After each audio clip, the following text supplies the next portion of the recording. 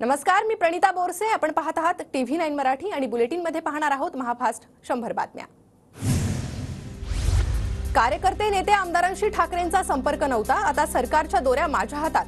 महायुतीत अजित पवार उपमुख्यमंत्री म्हणून कसे चालतात या प्रश्नावर शिंदेंचं उत्तर. एका वृत्तपत्राला दिलेल्या मुलाखतीत शिंदेंचं वक्तव्य. 2014 मध्येच महाविकास आघाडी स्थापण्याचा माझा प्रयत्न होता. शिवसेना भाजप सोबत गेल्यानं 2014 मध्ये महाविकास आघाडीचा प्रयोग फसला. भाजप आणि शिवसेनेत अंतर पाडण्याचा आमचा प्रयत्न होता. शरद पवारांचा गौप्यस्फोट. 2019ला महाविकास आघाडीत शिंदेंना सीएम करण्यास आमची हरकत नव्हती. शिंदेंचं नाव आमच्या पुढे चर्चेला आलंच नाही. एका वृत्तपत्राला दिलेल्या मुलाखतीत शरद पवारांचं वक्तव्य. भाजपला सुद्धा शिंदे सीएम म्हणून नको होते. फडणवीस, महाजन, मुनगंटीवार यांचाही शिंदेंच्या नावाला विरोध होता. शिंदे भाजप आणि राष्ट्रवादीलाही सीएम म्हणून नकोसे होते. राऊतांचा मोठा गौप्यस्फोट. शिंदे सीएम नको हे सांगणारे तटकरे अजित पवार वळसे पाटील होते. ज्युनियर माणसाच्या हाताखाली काम करणार नाही अशी त्यांची भूमिका. पवारांच्या वक्तव्यानंतर संजय राऊतांचा मोठा खुलासा. शिंदेंना सीएम करण्याची आमची चर्चा होती. शिंदे विधिमंडळ पक्षाचे नेते होते, त्यामुळे त्यांची चर्चा होती. राऊतांचा गौप्यस्फोट. पक्षात काम करण्याची संधी मिळाली नाही ही अजित पवारांची ओरड निरर्थक. मुलगी सुप्रिया आणि पुतण्या अजित यांच्यात कधीही भेद केला नाही. एका वृत्तपत्राला दिलेल्या मुलाखतीत शरद पवारांचं वक्तव्य. 2004 मध्ये राष्ट्रवादीकडे मुख्यमंत्री पदासाठी कोणी योग्य नेता नव्हता. भुजबळांकडे सीएम पद सोपवलं असतं तर पक्षात फूट पडली असती. शरद पवारांचं वक्तव्य. 2004 मध्ये काँग्रेस तयार असताना पवारांनी सीएम पद घेतलं नाही. छगन भुजबळांचा दावा. तर 1995ला मला विरोधी पक्षनेता केल्यानंतर पक्ष का नाही फुटला? भुजबळांचा सवाल. 2004 पासूनच प्रफुल्ल पटेल भाजप बरोबर जाण्यासाठी आग्रही होते. एका वृत्तपत्राला दिलेल्या मुलाखतीत शरद पवारांचं वक्तव्य. 5व्या टप्प्यातील राज्यातील 13 जागांसाठी उद्या मतदान. दिग्गज उमेदवारांची प्रतिष्ठा पणाला. मुंबईतील 6 मतदारसंघांसह धुळे, नाशिक, पालघर आणि ठाणे, कल्याण तसेच भिवंडीतील उमेदवारांचं भवितव्य ठरणार. सर्वच मतदारसंघात चुरशीची लढत निश्चित. मुंबईत मतदानाच्या दिवशी कोणताही अनुचित प्रकार घडू नये यासाठी कडक बंदोबस्त. 50,000 पोलिसांचा फौजफाटा तैनात असणार. मतदान प्रक्रियेसाठी मुंबई पोलीस सज्ज. ठाणे लोकसभा मतदारसंघामधील नवी मुंबई परिसरात 4,000पेक्षा अधिक फौजफाटा सज्ज. मतदारांना निर्भयपणे मतदान करण्याचं आवाहन. मुंबईत दिव्यांग मतदारांच्या सुविधेसाठी 1106 स्वयंसेवकाची नियुक्ती. दिव्यांग मतदान अधिक सुलभ होणार. मुंबईत 5व्या टप्प्यातील मतदानासाठी बेस्टच्या 629 बस धावणार. बेस्टच्या बसमधून दिव्यांग मतदारांना मोफत प्रवास. ठाण्यात लोकसभा निवडणुकीच्या पार्श्वभूमीवर 15,000हून अधिक पोलिसांचा बंदोबस्त. राज्य राखीव दलासह केंद्रीय औद्योगिक दलाच्याही तुकड्या तैनात असणार. ठाणे लोकसभा मतदारसंघात उद्या मतदान पार पडणार. प्रशासनाकडून तयारी पूर्ण. ठाण्यात नरेश म्हस्के विरुद्ध राजन विचार यांची लढत. नाशिक आणि दिंडोरी लोकसभेसाठी उद्या मतदान पार पडणार. मतदान केंद्रावर ईव्हीएम मशीनचं वाटप. निवडणूक निर्णय अधिकारी मतदान केंद्रांवर रवाना.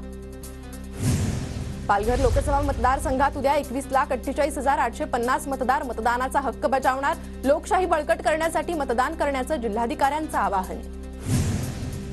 धुळे लोकसभा निवडणुकीच्या पार्श्वभूमीवर प्रशासनाकडून तयारीला वेग. धुळ्यात उद्या 1,969 केंद्रांवर मतदान प्रक्रिया पार पडणार. उपमुख्यमंत्री अजित पवार आज बारामती मतदारसंघाच्या दौऱ्यावर. अजित पवारांकडून विविध विकास कामांची पाहणी. अरविंद केजरीवाल आज दिल्लीत भाजप मुख्यालयात आंदोलन करणार. माझ्या नेत्यांसह भाजप मुख्यालयात येतोय. कुणाला जेलमध्ये टाकायचं ते टाका. केजरीवालांचं मोदींना आवाहन. तर केजरीवाल आप कार्यालयाकडे रवाना. आम आदमी पार्टीने आंदोलनासाठी पोलिसांची कोणतीही परवानगी घेतलेली नाही. आम आदमी पार्टीच्या कार्यकर्त्यांना कार्यालयाबाहेर जाऊ देणार नाही. दिल्ली पोलिसांची माहिती. मतदान आकडेवारीवर 7 दिवसात उत्तर द्या. सर्वोच्च न्यायालयाचे निवडणूक आयोगाला आदेश. प्रत्येक टप्प्याची आकडेवारी 48 तासात जाहीर करण्याच्या याचिकेवर आदेश.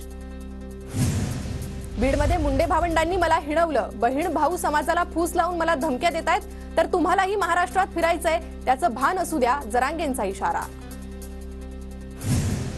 राष्ट्रीय ओबीसी महासंघाचे अध्यक्ष बबनराव तायवाडेंना विदर्भ गौरव पुरस्कार. शिक्षण क्षेत्रातील कामासाठी तायवाडेंना विदर्भ गौरव पुरस्कार प्रदान. सातारा जिल्ह्यातल्या उत्तर कोरेगावमध्ये भीषण पाणी टंचाई, टँकरच्या फेऱ्या वाढवण्याची ग्रामस्थांची मागणी, 35 गावांमध्ये पाणी समस्या उद्भवली. मेहरुण तलावात केवळ 40% पाणी साठा शिल्लक, वाढती उष्णता आणि बाष्पीभवनामुळे पाणी साठ्यात घट. धाराशिव जिल्ह्यात 71 पाणी पुरवठा प्रकल्प कोरडे ठाक, पिण्याच्या पाण्यासाठी नागरिकांची पायपीट, 113 टँकरनं ग्रामीण भागात पाणी पुरवठा सुरू. नांदेडला पाणी पुरवठा होणाऱ्या विष्णुपुरी प्रकल्पात केवळ 24% पाणी साठा शिल्लक, नांदेडकरांना पाण्याचा वापर काटकसरीने करावा लागणार. परभणीत पाणी पुरवठा योजनेचा वीज पुरवठा खंडित, भर उन्हाळ्यात परभणीकरांची पाण्यासाठी भटकंती. बीडच्या परळीत उन्हाळी भुईमूग काढणीला सुरुवात, उत्पादनातून चांगलं उत्पन्न मिळण्याची शेतकऱ्यांना आशा. परभणीत खरीप पीक शेतकरी संवाद कार्यक्रम संपन्न, सुनील चव्हाणांचं शेतकऱ्यांना मार्गदर्शन, जिल्हाधिकारी रघुनाथ गावंडेंचीही उपस्थिती. जळगावमध्ये 17,000हून अधिक केळी उत्पादक पीक विम्यापासून वंचित, शासनाकडून केळी उत्पादकांच्या नुकसान भरपाईकडे दुर्लक्ष. जून महिन्यापासून नागपूर शहरात धावणार 144 इलेक्ट्रिक बसेस, चार्जिंग स्टेशनसाठी वाथोडा परिसरात काम सुरू, नागपूरकरांना सुखद प्रवास मिळणार. कोकण रेल्वे मार्गावर 24 मे रोजी मेगा ब्लॉक घेतला जाणार, सावर्डे ते भोके दरम्यान सकाळी 7 ते 9:30 पर्यंत मेगा ब्लॉक, 2 गाड्यांच्या वेळेवर परिणाम होणार. महाड पुणे पंढरपूर मार्गावरील वरंद घाट 31 मे पर्यंत सर्व प्रकारच्या वाहतुकीसाठी बंद, प्रवाशांना ताम्हिणी घाट मार्गे आणि पोलादपूर आंबेनळी घाट मार्गे जावं लागणार. नांदेड ते हडपसर विशेष रेल्वे गाड्यांच्या 12 फेऱ्या मंजूर, उन्हाळ्याच्या सुट्टीमुळे प्रवाशांची गर्दी पाहता नांदेड दक्षिण मध्य रेल्वे विभागाचा निर्णय. सांगली, मिरज, कोल्हापूर, पुणे आणि सोलापूर रेल्वे स्थानक बॉम्बने उडवून देण्याची धमकी, संबंधित आरोपी पोलिसांच्या ताब्यात. रत्नागिरीच्या खेडमध्ये वीज मीटरमध्ये छेडछाड करत जांभा खदान मालकाकडून 26 लाखांची वीज चोरी, जिल्ह्यातली सर्वात मोठी वीज चोरी खेडमध्ये उघड.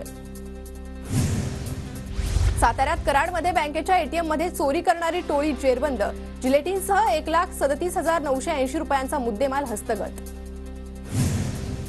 धाराशिव जिल्ह्यात सायबर गुन्ह्यांचं प्रमाण वाढलं, जास्त पैसे कमवण्याचं आमिष दाखवून एकाला 7.5 लाखांचा गंडा. वाशिमच्या रिसोडमधील चांदणी चौक परिसरात एका घराला आग, अग्निशमन दलाकडून आग आटोक्यात, घरातील साहित्य जळाल्यानं 1.5 लाखांचं नुकसान.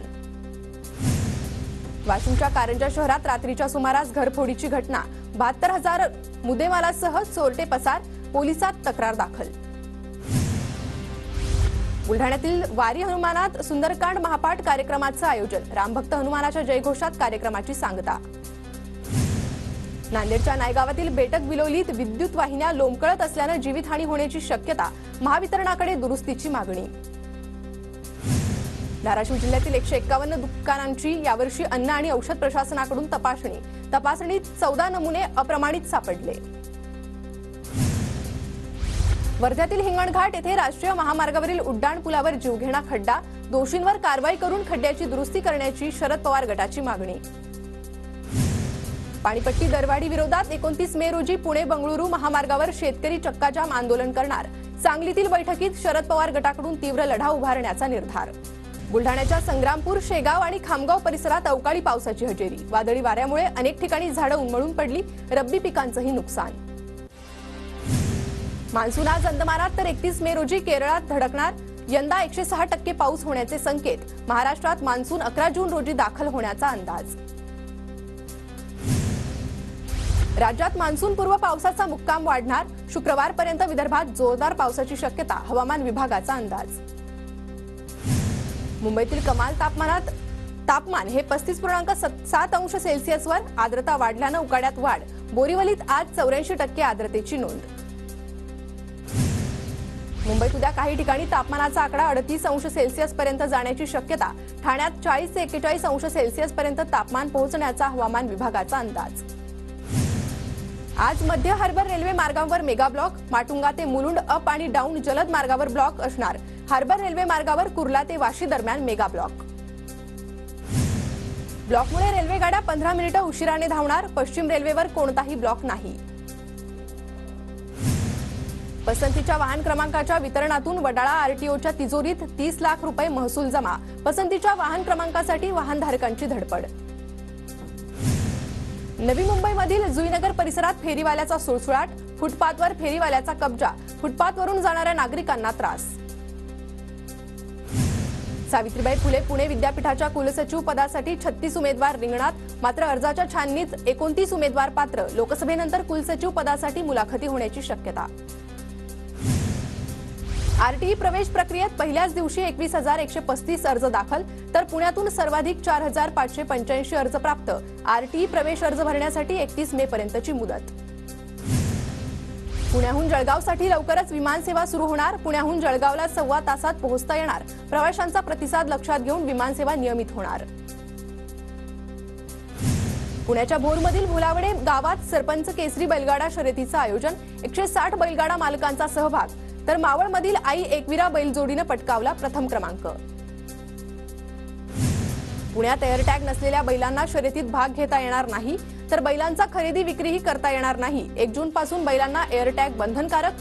जिल्हाधिकाऱ्यांचे आदेश. पुणे महापालिकेने एसटी महामंडळाला ठोठावला दंड. स्वारगेट परिसरात अनधिकृत होर्डिंग लावल्याप्रकरणी 1.5 लाखांचा दंड. पुणे विभागाकडून रेल्वे स्थानक आणि गाड्यांमधील अनधिकृत 560 विक्रेत्यांवर कारवाई. 351 विक्रेत्यांकडून 3,17,000चा सामूहिक दंड वसूल. लोकसभा निवडणुकांमुळे पीएमपीएमएल मालामाल. मतदान पेट्या मतदान केंद्रांपर्यंत पोहोचवण्यासाठी पीएमपीएमएलचा वापर. एका दिवसात 1,27,00,000ची कमाई. पिंपरी चिंचवडच्या नेहरू नगरमध्ये प्राणी शुश्रूषा केंद्रात पालिकेच्या वतीनं अनेक सोयी सुविधा. मोठ्या प्राण्यांच्या दहन यंत्राचीही सोय. एकादशी निमित्त पंढरपुरात भाविकांची गर्दी.